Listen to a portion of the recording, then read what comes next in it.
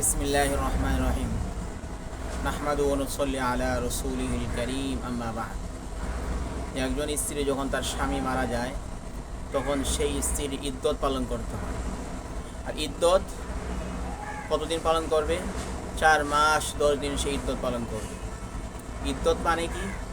অর্থাৎ সে সেই সময়ের ভিতরে সে সাজগোজ করবে না, ভালো কাপড় পরবে না, সে মেহেদি বা এই জাতীয় জিনিসের ব্যবহার করবে না। 4 মাস 10 দিন সে এরকম করবে। প্রয়োজন ছাড়া সে ঘর থেকে বের হবে না।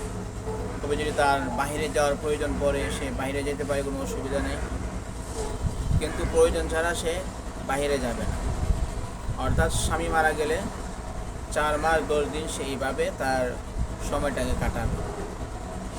আর যদি কোনো স্বামী জীবিত থাকা অবস্থায় যদি কোনো স্ত্রীকে তালাক দেয়, তাহলে তালাক দিলেও ইদ্যত পালন করবে।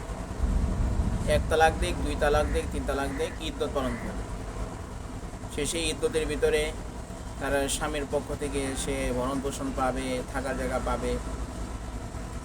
আবার যদি 1 তালাক বা 2 তালাক দেয়, ইদ্যতের ভিতরে সে স্বামী তাকে ফিরেও নিতে পারে, কিন্তু যদি 3 তালাক দেয় ফিরে নিতে পারে। তবে তালাক প্রাপ্তা নারী যখন সে ইদ্যত পালন করতেছে, ওই অবস্থায় অন্য কোনো ব্যক্তি তাকে বিবাহ করতে পারবে না। অর্থাৎ একজনের স্ত্রী তালাকপ্রাপ্ত হওয়ার পরে ইদ্যত চলা অবস্থায় অপর কোনো ব্যক্তি তাকে বিবাহ করতে পারবে না।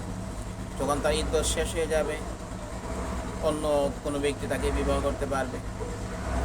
আর যদি 1 তালাক দেয় অথবা 2 তালাক দেয়, তাহলে ইদ্যত শেষ হয়ে যায়, ওই স্বামী ইচ্ছা করলে আবার সেই স্ত্রীকে বিবাহ করতে পারে। কিন্তু 3 তালাক যদি দেয় আর ইদ্যত শেষ হয়ে যায়, তারপরে সেই ইদ্যত শেষ হওয়ার পরে অপর একজন স্বামী অর্থাৎ অপর একজন পুরুষের কাছে তার বিবাহ হইতে হবে। ওই পুরুষ যদি তালাক দেয় বা ওই পুরুষ মারা যায়, তারপরে ইদ্যত শেষ হয়, তারপরে গিয়ে যে প্রথম পুরুষের কাছে আসতে পারে।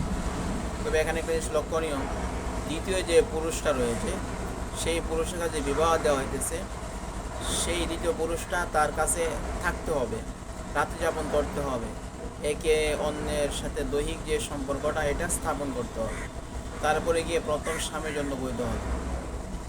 আর যদি শুধুমাত্র বিবাহ পড়াইলো, একজন বৃদ্ধ মানুষ দিয়ে বিবাহ পড়াইলো, যে অপারক তারে দিয়ে বিবাহ পড়াইলো, পরবর্তীতে আবার প্রথম স্বামী তাকে বিবাহ করতে চাইলে হবে না।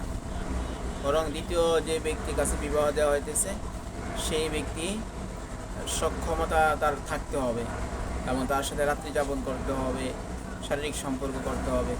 তারপরে যদি সে তালাক দেয়, ইদ্যত শেষ হয়, তারপরে প্রথম স্বামীর জন্য সে বৈধ হবে, এর আগে বৈধ হবে না।